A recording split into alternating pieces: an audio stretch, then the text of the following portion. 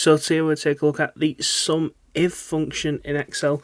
So basically the use case for this function that we have here is we have some businesses in the north, east and west, and we want to add up the profits, but we want to add up the profits for each one.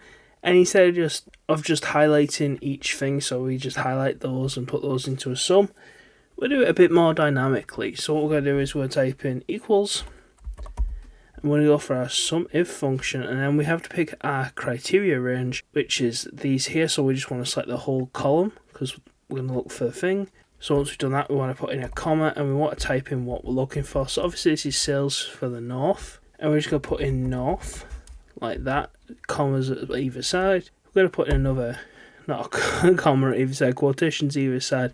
Then we're going to put another comma in and we're going to highlight this row here. So what's this doing is it's searching for, if there's a value over here that equals north, it's going to put these values and add them up. So now we've done that, we highlight those and we click off, tab. You can see that it comes to 9,221. If we highlight these three over here, you can see down here it says 9,221.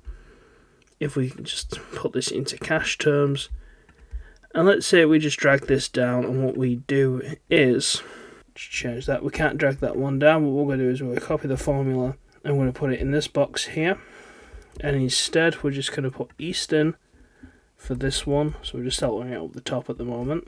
So we're just going to put east in and we click that, and as you can see, if we highlight the east ones, it's the same again. And we'll just do the same for the last one with west, and there we are. That's how you do that. And let's say we change one of these to west. As you can see, the numbers automatically change due to the SUMIF total. If we do that again down here, we'll do it with this one and make this one west. As you can see, the numbers change just like that.